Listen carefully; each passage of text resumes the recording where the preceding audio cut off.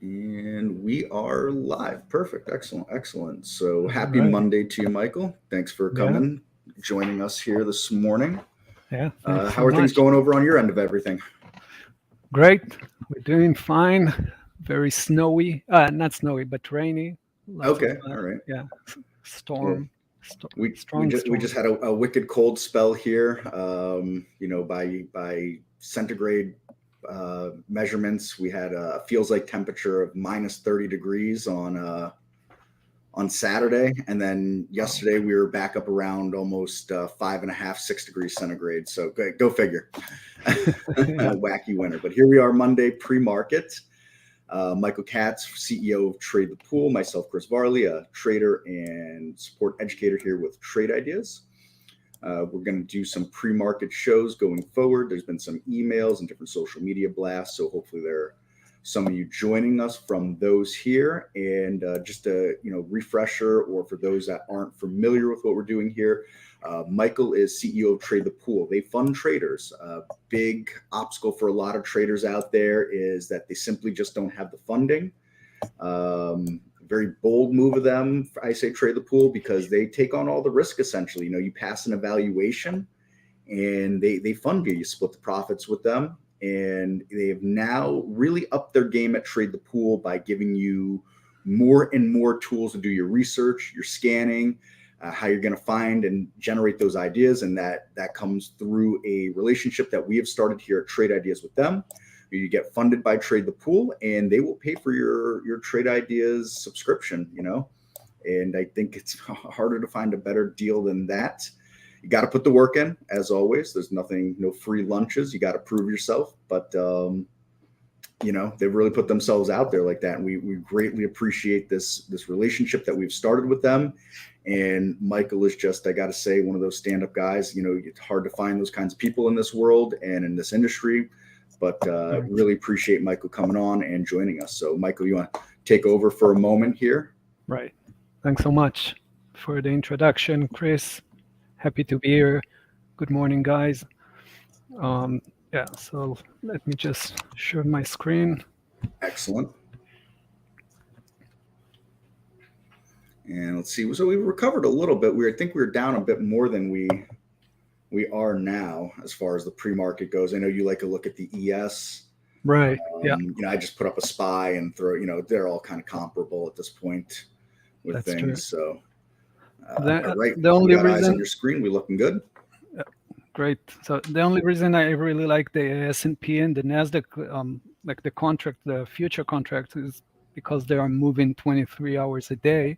Mm-hmm. So you don't have those gaps when you're looking at SPY and Qs. For many years, I looked at the SPY and Qs until I found some the future, magical futures.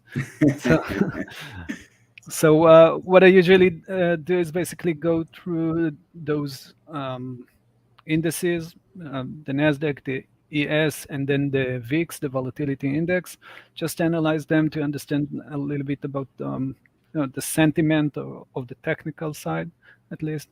And um, other than that, I just go in, going through the scanner, either from obviously from your side, Trade Ideas scanners, or the platform I'm using, and basically finding those um, gaps or stocks in play, as we call it, the one that have a lot of volume and coming in strong for opening for the opening bell, basically.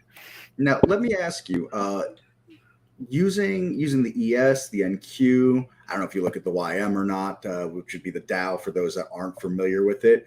What are some things you're looking at in those to help you as we roll into the open and trying to find those idea generations that are the underlying equities that make up these different indexes? Is there anything specific you're looking from it? Or is it just to look at the strength in the move overnight, coming out of the weekend? Yeah, so basically get the idea where we're at right now compared to what we did last week. Mm-hmm. And how did we open the session between Sunday and Monday, basically? So at the moment we are kind of strong. I believe we talked about it last week or Hmm. 2 weeks ago when we had the session. The market looks pretty strong and it already broke through the NQ I'm looking at on a 4H chart. So Hmm. already broke through a nice trend line that we had from last We've got the same period. kind of trend lines drawn. Great minds, right? Yeah, that's just a beautiful technical drawing here. It So really is. Yes. we broke through it, tested, then bounced from this resistant area of the 12,000 all the way to the 13, almost reached the 13,000. Hmm. So the market looks pretty strong. To be honest, I thought we are going back to the downside, at least to try to break those lows and then to see this nice bounce up. But the market will do what it got to do. And we didn't test the 13,000. So my first reaction to it would be that we should aim for that, right? Because Hmm. all the support and resistance levels or supply and demand areas are basically will react or act as a magnet, right? Right. Especially those big round numbers like 13,000.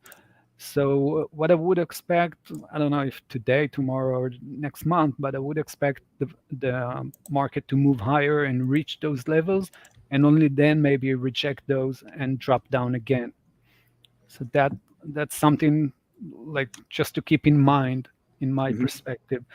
Now, if we'll go down, this is a great place to find support around the 12,300, right? Hmm. Um, Acted as resistant before that, even before the nice break that we had after Jerome Powell spoke. So this is a great place to start looking for a buy the dip mode, like intraday. So let's say you saw the price dropping down to those levels, the 12,300, then go intraday for 1 minute chart, 15.5, and look for buying the dip on those levels. That could be a good idea. Obviously, you're not just buying because we reached one level. You need at least two or three more parameters to help you decide that this is the bottom. But basically, this is the concept at least that you want to keep in mind, in my idea at least. And you can also redraw this trend line, or it looks like a channel actually, Hmm. a bit stiff, but you can definitely do that. And as you can see, we bounced off of it and then rejected. So a nice way to look at it is first if we will test it again as resistant and then drop. And if we'll drop, that could be a great area. Like I said, maybe the first one will be the support of 12,300. But if we'll break that too, try to go all the way down to the lower channel. So those are the two scenarios I would look for, when talking about a 4H. So basically it's a few days to a few Yep. weeks, right? Um, if we look in intraday, I will go probably to the 1H or the like hourly chart or the 15, Hmm. and then I'll try to see some price action movement. So you can see that we bounced pretty nicely. The first wave was okay. The second one was pretty strong after Jerome Powell's speech. Then the third one was okay, but the fourth one was much weaker than the previous ones, right? You can see that it took it a little bit longer. You see more bearish candles. We didn't reach the top, so we see some weakness. We can look at it as I do see some weakness in the price. Um, so yeah, that's the idea I'm aiming for. Maybe a bounce to those levels. Like I said, this could be a great area to start shorting around the 12,600. Again, I'm talking about mostly intraday. Hmm. Uh, so a bounce to those levels could be a nice place to look for the downside. Um, Yeah, and that's what I'm looking at right now. And again, reaching the 12,300 could be a nice place to start buying the dip. Uh, Nasdaq or other stocks like Tesla, Right. Amazon, Google, all of the big techs. Yeah, Um, piggybacking off of some of what you said here, we had a little bit of a change in the wind. Now, is it permanent or is it not permanent? The only time will tell on that. But we've seen over the last couple of sessions here, a lot of buying towards the end, to close us out. Now, Friday wasn't like that. Unfortunately, faded all day Friday, but obviously, going back to last week, we had a few days where, some buying at the end of the day, let's see. So Friday we did sell off, but Thursday, obviously Wednesday, and then even Tuesday, Tuesday was buying, throughout the day, and a big move in that. Obviously, yeah, the move that happened on Fed Day. And then, another, we really moved up on Thursday, sold off, and then bounced really big on at the end of Thursday. And that last, especially hour, 45 minutes, hour or so.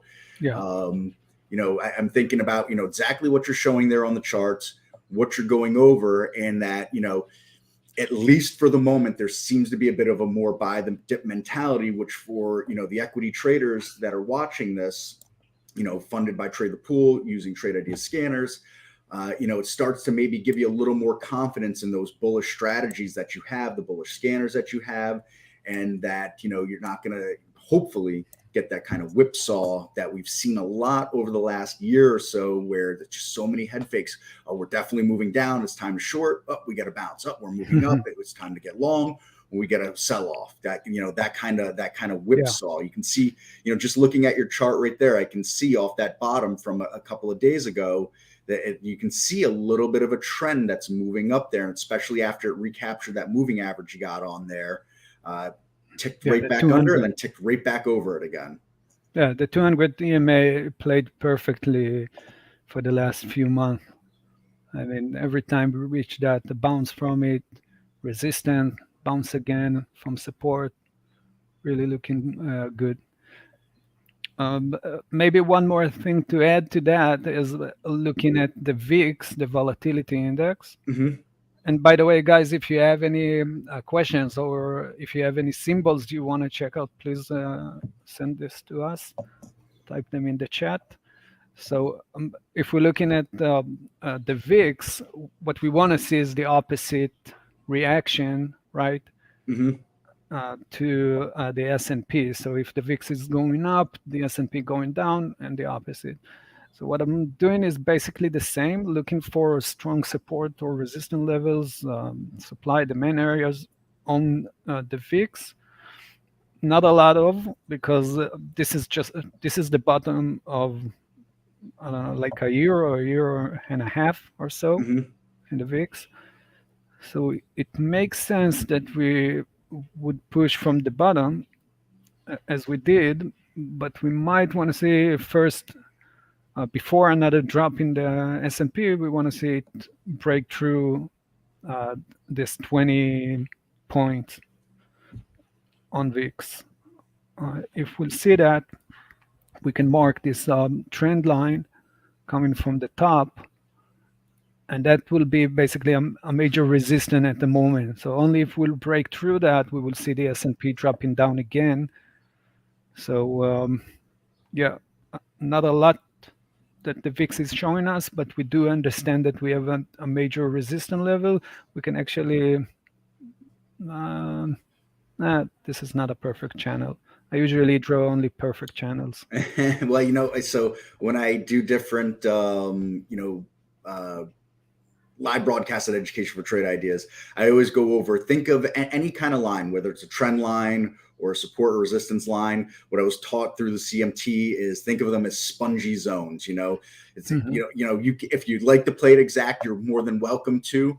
But I always give myself a little leeway, give it that kind of spongy zone, that spongy range there. You see sometimes it violates, gets people thinking, oh, we violated that line. We're ready to make a move down to that side, and then whoop, zips right back up on you. It's just, the market loves to mess with the most amount of people as it can in every move that it makes. That's true. Yeah, definitely. It's an area and not a specific line, right? That's It's right. a okay. So So yeah. So do you see anything on your radar yeah, I've got before a I few go to things. mine? I'll Okay. let's see. Let me jump in here and steal Yeah. Go ahead. um, steal a screen for a moment. Let's get an entire screen. I've got a pre-market set up here. Been running it for quite a while now. So and the last thing I want to touch on when you were mentioning the VIX, generally speaking, if the VIX is moving up, the indexes will move down, the market will overall move down.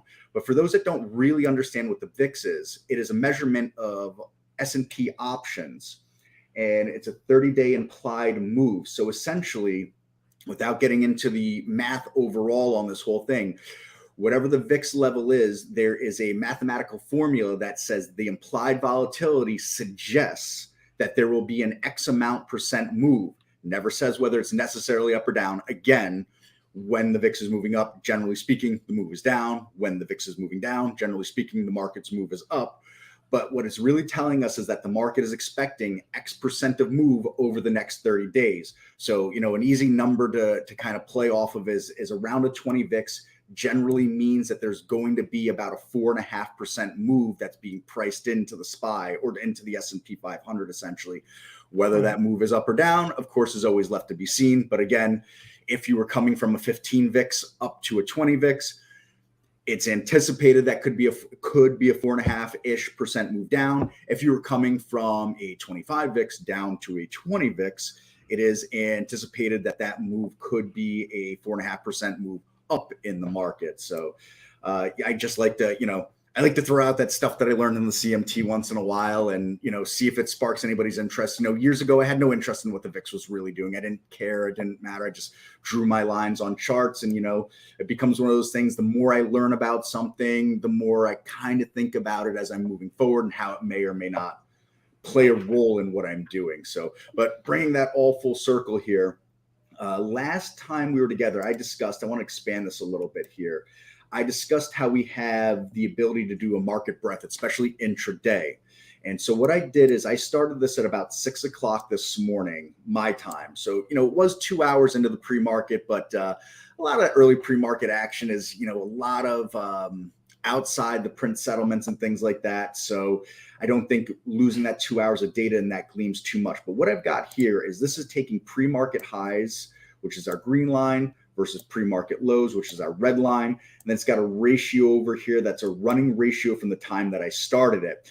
And we can see here right around 7:58 this morning, 8 o'clock, I always notice myself that there's a lot of action that starts to come in, whether that's institutions setting themselves up, hedge funds, or larger independent traders with very large accounts, because, they exist that are out there. We could see a really big spike in the pre-market highs and a pretty good spike in the pre-market lows, where the pre-market highs started to outpace the pre-market lows for a bit. We had come down here on those pre-market highs coming after 8 o'clock, and we could see a time frame that's down here, moving across from that 7:58 to 7:23 time, which I'm going to go over right now. We'd see those pre-market highs started to fade as far as new pre-market highs goes, while the pre-market lows continued to stay a bit stronger on that. Then again, we got another pop in those pre-market highs, but the pre-market lows started to fade. We faded again on those pre-market highs. We got a big pop on the pre-market lows as the pre-market highs kind of continue to fade. And we've got a fade going on the pre-market lows. And we can see live right here, we can see those pre-market highs that are starting to move up again. Now, if we look at this on a chart here, and, someone might say, Chris, why would you be interested in any of this? And I would say, well, I'm interested in it personally because I'm trying to get a temperature of what the market may do on the open. Where are people positioning themselves? What are they thinking? I like to play the devil's advocate of myself. Are they setting us up for head fakes? Are they setting us up for, we're buying into the open. So, we've been gapped down, but we're buying into the open. Get them gapped, get them thinking moving this way, and then we'll trap them coming back the other way. These are all the possibilities. And I'm one of those people that tries, it's very hard, and as anybody knows, to be very patient on the open. I will not ever trade the first 5 minutes. I almost never trade the first 15 minutes. I don't particularly care to trade the first half an hour even, unless it's like one of those AAA plus setups that, you know, my risk management metrics are all being met and I'm going to jump in there. But I find so many trades after 10 a.m. Eastern, 10:15, 10:30 Eastern. I mean, I'm, entering a trade at 11 o'clock, I'm not opposed to being really patient and waiting, but that's what I'm kind of trying to glean with this here. Now, this isn't just about only pre-market highs and pre-market lows. I did throw a few, if I come into the configure here, to show off a few things. And, anybody that is funded by Trade the Pool and has a Trade the Ideas subscription through them, or just a Trade Ideas subscription and is looking to get funded by Trade the Pool, first off, I've thrown a link in that you can see for Trade the Pool. So please make sure you get a click on that. Check out our friends here at Trade the Pool. What I've done here is I've said, aside from looking at pre-market highs and pre-market lows, I'm looking at stocks in between $1 and $250, and they've at least traded 10,000 shares on the day. So I'm trying to cut out some of the noise. Now, this becomes very subjective. Is 10,000 a good threshold? Is 50,000 a good threshold? Is 5,000 a good threshold? I had to pick a threshold. Anybody that wants to use this tool, we call it our compare count window. You could decide your own threshold. This is all very, very customizable here. Now, something that is traded only 10,000 shares at this time in the morning might not be that interesting, but what if it just spiked all of a sudden from 3,000 to 10,000, then 3 minutes later it's at 15 and 30,000? Well, I might have missed that early spike on it. And so that's why I don't want to discount it. It doesn't mean just because it's traded that much, I'm interested in it. Now, there's a second component to this window that I've got here. Let me, again, give this a little expand out here. And, this is where I think our relationship with Trade the Pool really comes in, because now you're funded by them. Now you've got the idea generation with us with that. And, I just seen Dan here mention SECO. They've just had, I think, a press release, something AI is the big thing that's going on. Anybody that throws AI in their name is going to be like blockchain was a few years ago, or like China was back in 2018 or 2017, or NFTs back, I guess, I don't know, sometime in 2020 or 2021. If you threw an NFT out there, you were going to be part of NFTs. You're went crazy. So that's what SECO has done. What I've done here is to couple this market breadth here, like I said, our compare count windows, with this here on a volume percent today. So now we've got these spikes up, we've got these moves. Well, let's see what some of the stuff that's helping move those things. So there's the SECO, and let's crush this down a little bit here. And I've got a 15-minute chart and a 5-minute chart. Let's zoom in a little bit. And we could see here at 6:30 in the morning, we really got this takeoff here, and we're moving up now. Everybody's going to like their moving averages that they have on a daily chart. I don't really like anything on there. I'm very clean, but on my intraday charts, I like an 80 MA and a 20 SMA. And we could see here as we got this move here and they got some spread here, we've held some strength on that move up. Will it hold it? Obviously, time will tell. I also like a 5-minute chart and the same kind of concept that's going on here, the same moving averages, but let's get them on a different look. We can see a sell-off here. Caught that 20 SMA, trying to find some support here, right? So this is one of those stocks that has helped move those pre-market highs this way, right? Continue down a few others here. And we can see here also on this volume percent today, let me widen this column a little bit here. That way, there we go. This moving this way, there we go. All right, we can see it's done 22,000% of what it's normally doing right now. And that's a 10-day average. So we can see it's got a huge percent above what it's normally trading. That's what it's traded to this point. This number will never go down during the day. It'll only go up from here. GDC, all right, we've got another one here. And again, I'm not a looker of news. I'm sure there's news out there that caused this to happen. I've also got our single stock window. So we've got a China stock. It's traded 694,000 shares to this point in the day here. So something happened, got everybody interested just around 8:30 in the morning here. Big move up. Now we've got a big move down, but this is where the action is. This is where we're pointing you. This is where you're going to want to trade, want to be looking at. Will you want to trade this? I don't know. Some people don't like things that are going to be this kind of whippy, or some people won't trade a China stock, or some people won't trade a stock from Greece, or they won't trade a stock from Germany, or some people only want to trade international stocks. So, But the idea generation is here. These are the things that we're looking at. Some things will be more or less interested. We look at a chart like this. This thing has been kind of whippy all over the place. Not as much interest in it for me. Only 47,000 shares traded on it. But that doesn't mean we have to ignore it. We can take it a step further. If you're using the Trade Ideas charts, you could right click, put a price alert and say, gee, right now I'm not interested, but I don't want to forget about this stock. And let's just say, breaks back above, maybe let's call it 6.25. I might be interested. And so if it breaks back above 6.25, we're going to get an alert there. We don't have to just look at it in this metric. We could also look at it on things that are just moving the most up on the morning. So I've got a pre-market gappers that are set here. Again, there's some volume metrics behind it to make sure we're not just looking at stocks that have traded very little shares and might have one large print like that. So we've got Mark here. Mark is just trending up. We can see a lot of action on the daily chart coming into this here today. We've got a little bit of a trend that was going on in the pre-market. It has since broken it. I don't know, maybe it can recapture it. Maybe it can't, but it's definitely something of interest with over 700,000 shares traded in it. And again, I might say, gee, a break of the pre-market might have me interested. So let me set up a price alert that's just above this. Now, I want to tie this in what you were saying before, Michael, when you were going over the NQs and the VIX chart before, and the fact that, all right, you were showing that kind of a buy the dip mentality has come into this. So now let's just say that even though the overall market is gapping down a little bit here, we can bring up SPY chart here and we can see, we've got that gap down, little recovery, then a fade again, the Qs charts, same thing here.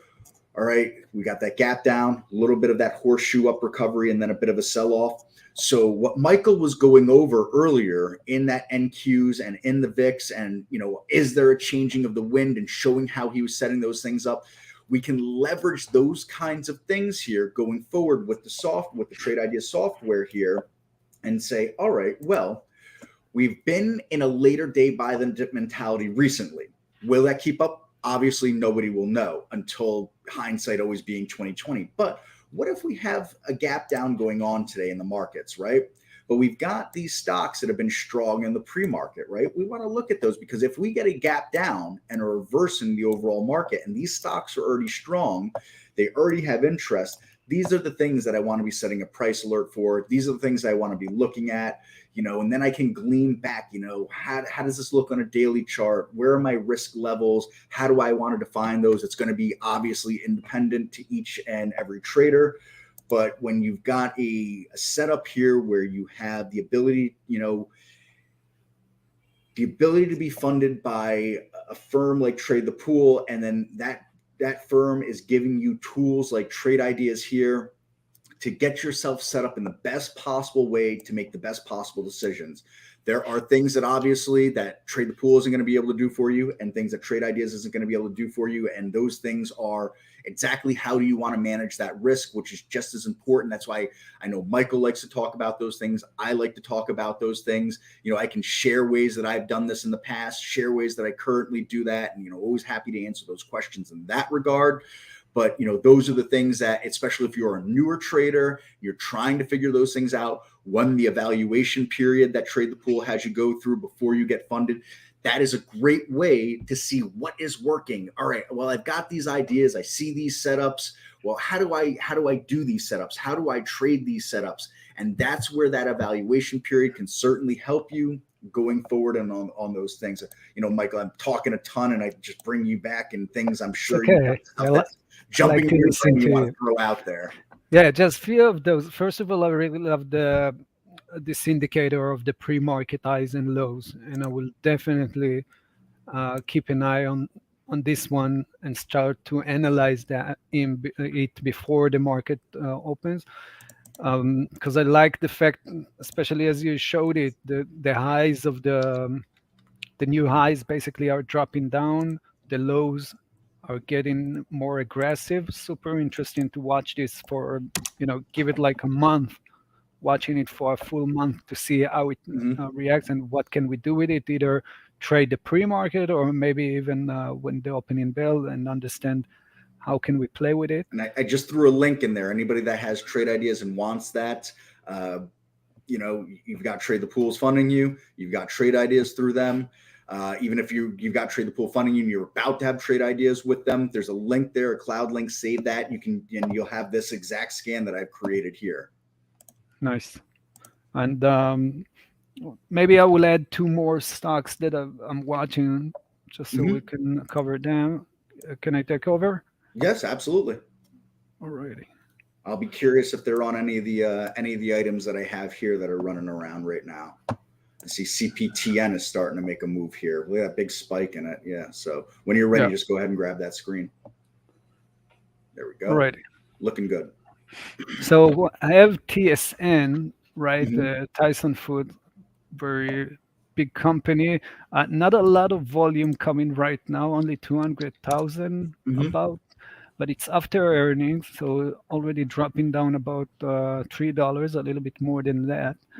So what I'll do is keep an eye on it as well, just to see if the volume will start to increase as soon as we'll start the trading session.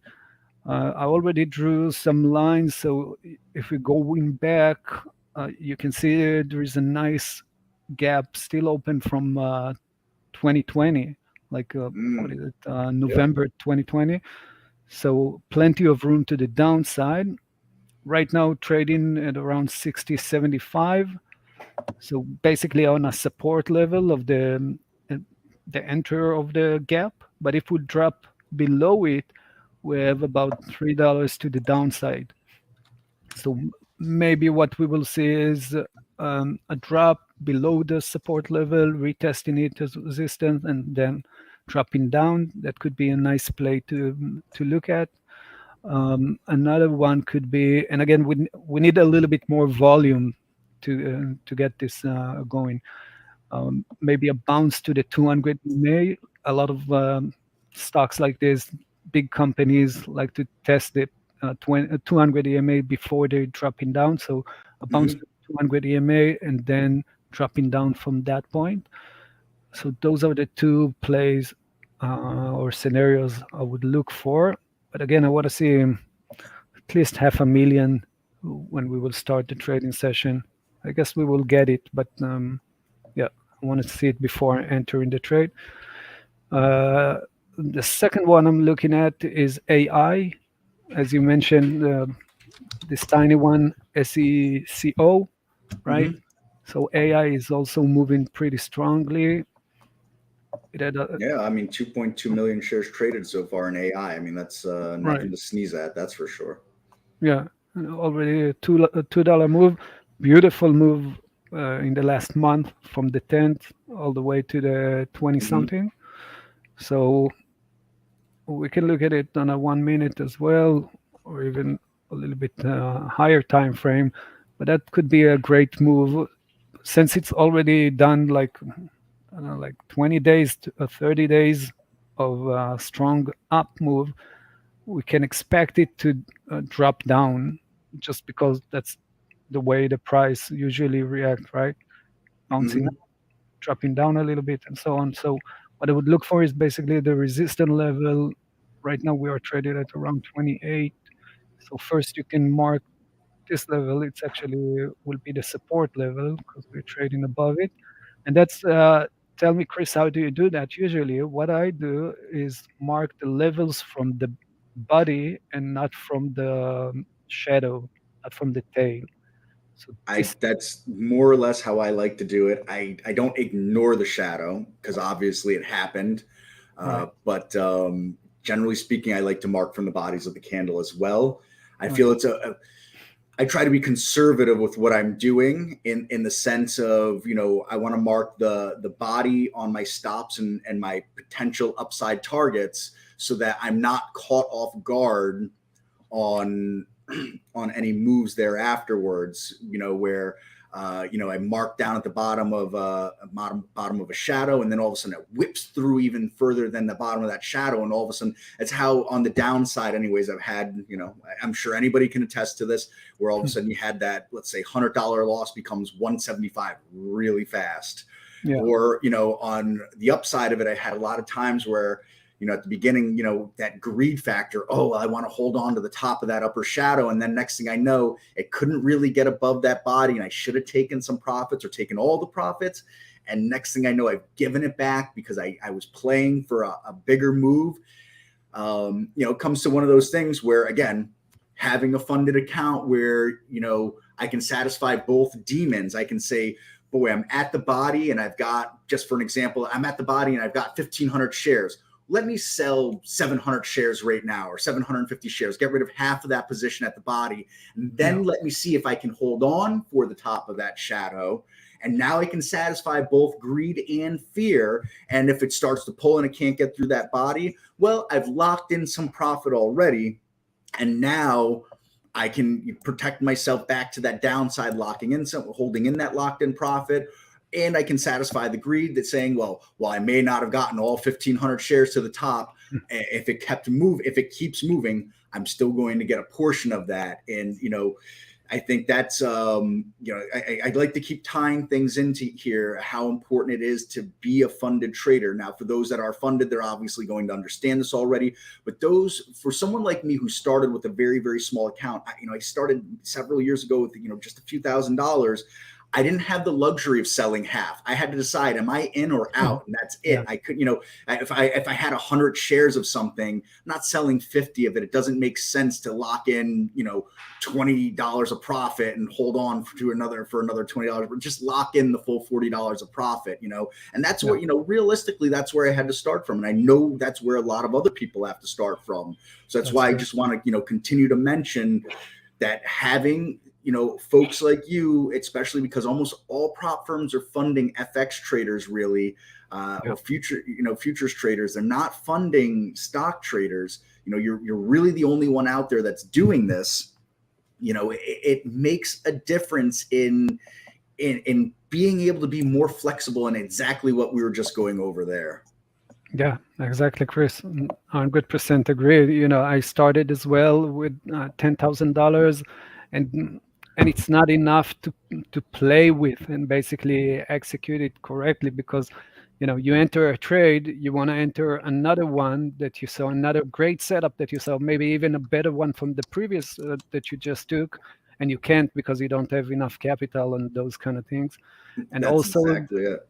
Yeah, and the fact that we have, in the prop firm, we have in the valuation phase, and also when a guy gets funded, we have the strict rules for the risk management part, and we actually protect our traders from blowing their accounts. And we see it over and over again. Guys that will blow their retail account, and with us, it's a whole different story. A much better trader. Sometimes it's good to have someone with that proverbial ruler to smack your hand and say, "Don't do that" on some of those wild trades or wild risk management or wild lack of risk management. I just see so Martin threw in BBAI. If you want to throw up a chart on BBAI, let's give Martin a look there. Let's look at that.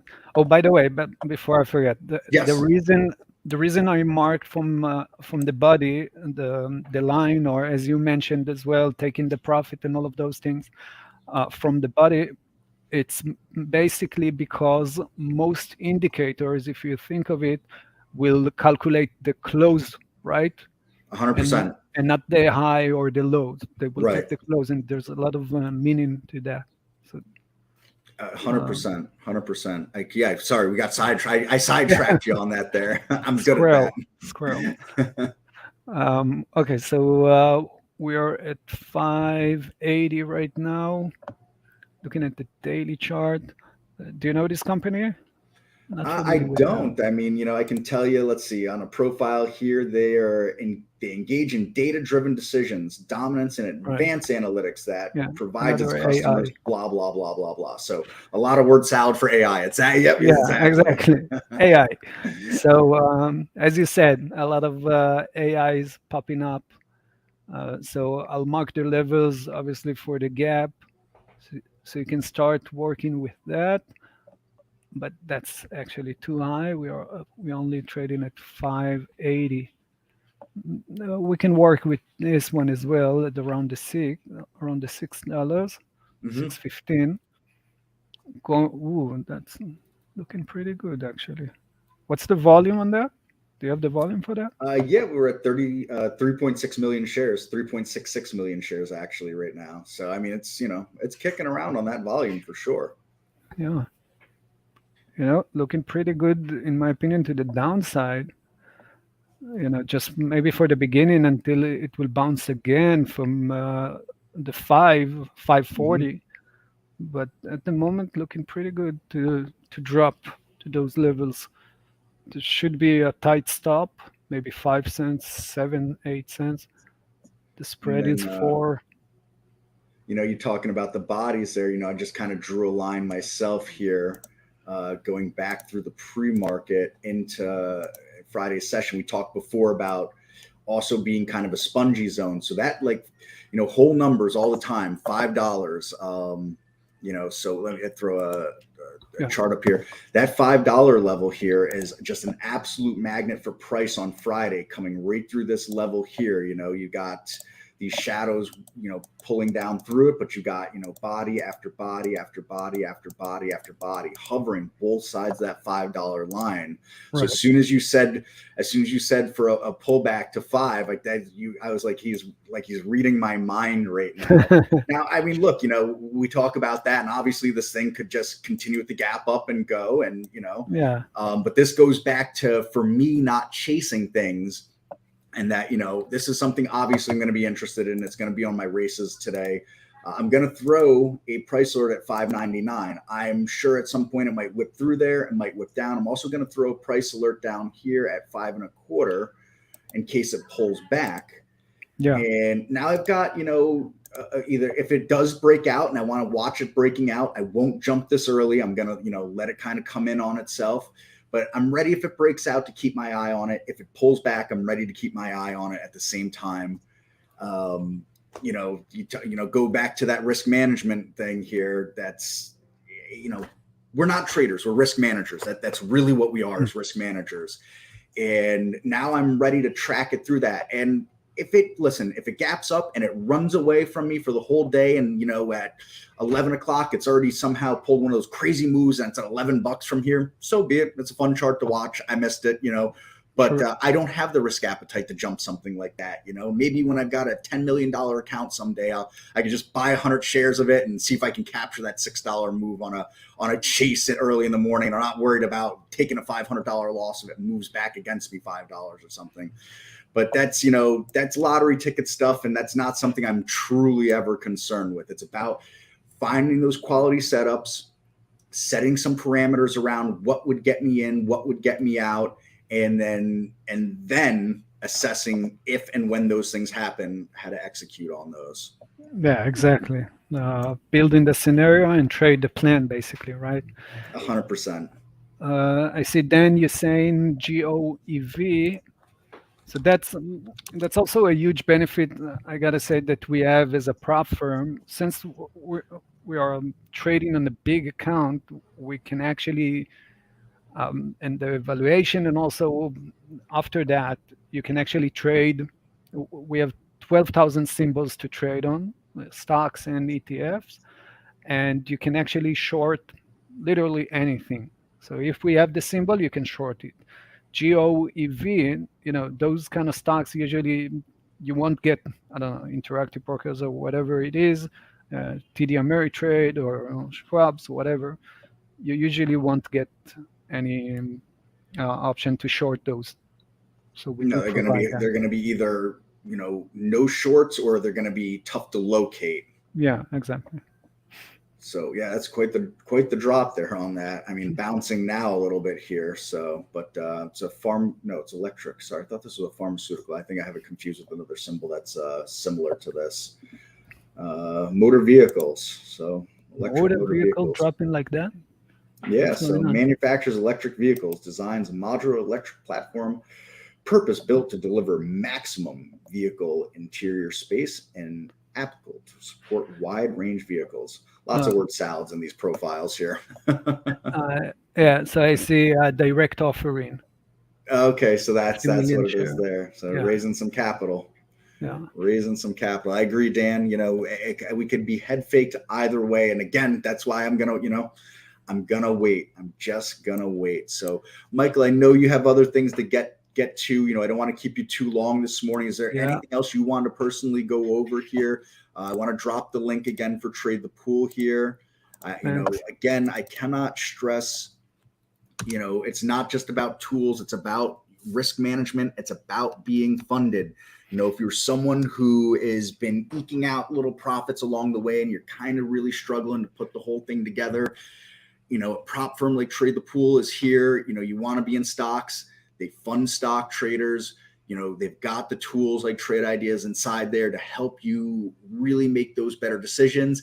And on top of that, like I said, they've got that proverbial ruler that'll smack your hand when you're doing something kind of foolish to say, no. You've got to be managing risk, versus us out there when we're on our own. I know every one of us, including myself, I have taken some losses, to say the least, that, I couldn't sleep that night because it wasn't about the loss. It was about why I took that loss without doing trade. We all had this experience. Yeah, definitely. All righty. Thanks so much, Chris, for having me. And I'll be happy to jump on whenever. My pleasure. We have several of these that we're going to be doing over the next couple of weeks. I will personally, through my Twitter account, I know Michael through his Twitter account, we'll be promoting those with some days and times. It'll be on this same link to get in here. It's going to be some pre-markets. We're going to do some midday recaps. It'll be on the trade, on our Trade Ideas LLC account, which I think we're converting. We're actually going to call Trade Ideas TV now. I believe they might have made that conversion already, as we're going to try to do a little more streaming here.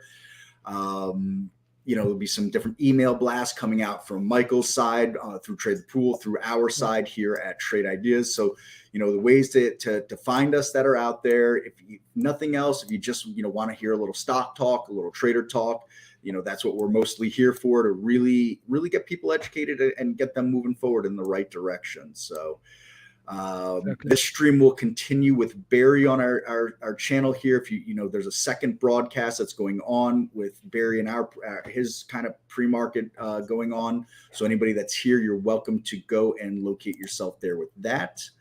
I will stick around for an extra minute here for anybody that needs guidance to that. And then, Michael, I don't know if you folks at Trade the Pool have your own YouTube channel yet.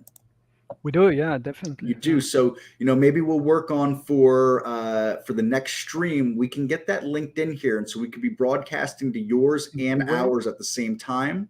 I know you're handing out the link to get to here to us on our side, but, more avenues to get here, the better for everybody, I think. Definitely.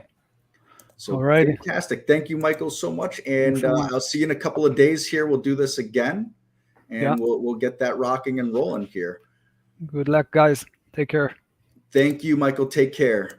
Bye. So Michael signs off here on us. Hopefully, those of you that stuck around here for this, I hope you're finding some things that'll help you here. I'm going to surmise some of you are already Trade Ideas subscribers or thinking about becoming Trade Ideas subscribers. If being underfunded is something that is, been a hindrance to you, or maybe even not just being underfunded, but maybe a lack of discipline in your trading. It's what's held me back. Even to this day, I make, little foolish mistakes. Being part of a prop firm like that might be something you want to look at. There's an evaluation phase. They're not just going to hand you money. There are no free lunches in life. And I'm always a believer, if it sounds too good to be true, it absolutely is. So, you got to understand with the prop firm, there's an evaluation you got to get through before they're handing you any money. And then you're splitting profits with them, obviously. But they are taking all the risk, essentially. And at some point, if you can't handle that risk, they're going to cut your funding. That's the way these things work. So as I begin to wrap up here, here's a link to go join Barry if you like to continue over there on that stream with Barry. And I will begin to walk us out here. If anybody has any questions here before I do walk us out, I'll give you another, 60 seconds here to throw out those questions. Dan, thanks for joining us. No Till, thank you for joining us. Appreciate it. Martin, appreciate you being here. Always, however you can get successful in trading. I want you to do it through Trade Ideas, obviously. But if you do it by other means, I'll be happy for you just the same. I really like to see everybody succeed. I think there's room for all of us. There's plenty of those big firms out there for us to kind of pirate off of and eking out our wins on them. That there's plenty of room for us retail traders out there. So however you're doing it, and again, I'd love for you to be doing it with Trade Ideas, but however you're doing it, all the better to you. Just the risk management. So I don't see anything else coming in question-wise, so I will shut down this broadcast. Again, I'll drop this one more time. There's the link to get over to Barry. Please go join him. And I thank you all for joining us here on this Monday morning. And please keep your eyes open for some more streams like this with Michael Katz and I from Trade the Pool. Thank you again, everybody. Take care, and we'll see you on the flip side. Bye-bye.